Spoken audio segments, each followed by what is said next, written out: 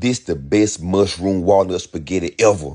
I got Roma tomatoes and bell peppers and onions seasoned real good now. Throw it in the oven. Let it go for about 30 minutes, all right? When it get done, take it out, add it to a blender and blend it real well. Put it in a pot on the stove. Just like that right there. And season that bad boy now.